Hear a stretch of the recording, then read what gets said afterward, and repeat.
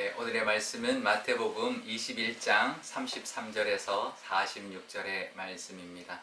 마태복음 21장 33절에서 46절 말씀 제가 읽겠습니다.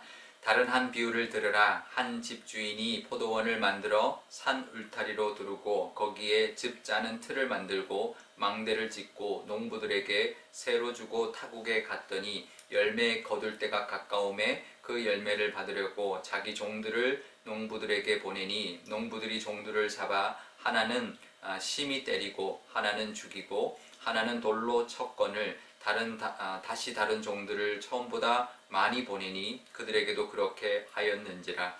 후에 자기 아들을 보내며 이르되 그들이 내 아들은 존대하리라 하였더니 농부들이 그 아들을 보고 서로 말하되 이는 상속자니 자 죽이고 그의 유산을 차지하자 하고 이에 잡아 포도원 밖에 내쫓아 죽였느니라. 그러면 포도원 주인이 올 때에 그 농부들을 어떻게 하겠느냐. 그들이 말하되 그 악한 자들을 진멸하고 포도원은 제때에 열매를 바칠 만한 다른 농부들에게 새로 줄지니이다. 예수께서 이르시되 너희가 성경에 건축자들이 버린 돌이 모퉁이의 머릿돌이 되었나니 이것은 주로 말미암아 된 것이요 우리 눈에 기이하도다 함을 읽어본 일이 없느냐. 그러므로 내가 너희에게 이르노니 하나님의 나라를 너희는 빼앗기고 그 나라의 열매 맺는 백성이 받으리라. 이 돌 위에 떨어지는 자는 깨지겠고 이 돌이 사람 위에 떨어지면 그를 가루로 만들어 흩으리라 하시니 대제사장들과 바리새인들이 예수의 비유를 듣고 자기들을 가리켜 말씀하심인 줄 알고 잡고자 하나 무리를 무서워하니 이는 그들이 예수를 선지자로 알미었더라. 아멘. 네, 잠깐 기도하겠습니다. 아버지 하나님, 오늘도 하나님의 말씀 앞에 서 있습니다. 하나님의 말씀을 따라 이 사순절의 하루도 또 경건하게 예수님의 그 뜻을 깨달으며 살아가게 하여 주옵소서. 감사드리며 예수님의 이름으로 기도드리옵나이다. 아멘. 네, 예수님이 어제 본문에 이어서 성전에서 가르치고 있다가 그 대제사장들과 장로들이 무슨 권한으로 여기서 가르치냐 했더니 예수님이 이제 비유를 들어서 농부의 이제 두 아들의 이 비유를 들었다가 오늘은 또 한 비유를 더 그들에게 들고 있습니다. 이 비유는 뭐냐면 어떤 사람이 포도원을 지어서 타국으로 가면서 농부들에게 그 세를 주고 갔는데 열매 거둘 때 추수 때가 되어서 종들을 보내서 그 열매를 달라고 했더니 그 종들을 때리고 어떤 종은 죽여서 보내서 또 다른 종들을 보냈더니 똑같이 되라는 거죠. 그래서 아들을 보내면 그들이 존대할 것이다 했지만 그들이 생각한 것은 이 아들은 상속자니 이 아들을 죽이면 이 땅이 이 포도원이 우리 것이 되겠구나. 이렇게 해서 아들을 죽였다라는 것입니다. 그러면 그 농부가 그들을 어떻게 포도원 주인이 그 농부들을 어떻게 하겠느냐라는 거죠. 그랬더니 그들 대답이 그들에게서 포도원을 빼앗고 다른 사람들에게 그 포도원을 줄 것입니다. 이렇게 대답을 했다라는 거죠. 그건 당연한 말인데 사실 그것이 그 농부 같은 사람들이 바로 너희들이다라고 예수님이 비유로 말씀하신 것이죠. 근데 그것도 모르고 그들은 그렇게 대답을 했는데요. 사실 욕심이 빚어낸 악입니다. 그죠? 욕심은 점점 장성하여 사망에 이르지만 사망에 이르기 전에 왜 사망에 이르냐면 욕심이 점점 장성하면 악하게 되기 때문에 욕심이 악을 낳고 그 악으로 인하여 사망하게 되는 것입니다. 이 종교 지도자들은 욕심이 과해서 결국은 악했고 그래서 결국은 그들이 하나님께 인정받지 못하고 하나님의 아들까지 죽이는 그런 악을 저질렀던 것이죠. 예수님이 그렇게 말합니다. 그 말을 듣자마자 예수님이 너희들이 바로 그들이다라고 하지 않으시고 성경을 예로 듭니다. 성경의 말씀, 예언의 말씀을 드는데요.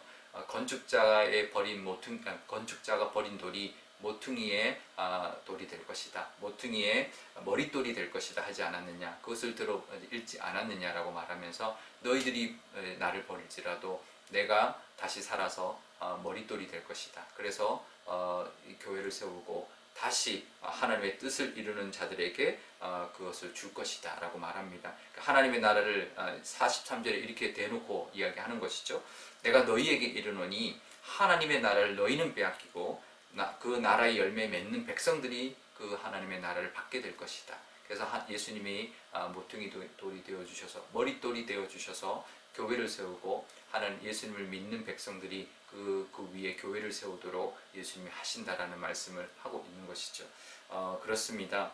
우리도 마찬가지입니다. 우리가 이 포도원의 농부들처럼 하나님께 그 포도원을 거저받은 그런 사람들입니다. 그러니 은혜로 감사로 살아야 되는 것이죠. 그래서 열매를 맺어야 되고 그 은혜에 감사하며 살아야 되는데 그 은혜도 모르고 욕심부리고 그렇게 살아서는 안 될 것입니다. 그런 모습으로 살아갈 때 그 결과는 불행인 것이죠. 악인 것이죠. 하지만 우리가 그 하나님의 은혜에 감사하면서 또 모퉁이 돌이 되어주신 머릿돌이 되어주신 그 예수님의 그 단단한 반석 위에 우리가 가정도 세우고 우리 사업도 세우고 교회도 세워서 튼튼한 하나님의 은혜의 성을 쌓아 나갈 때 정말 우리가 칭찬받을 뿐만 아니라 우리의 하늘의 상급 또 열매도 하나님이 주시는 그 열매도 누리게 될 것입니다.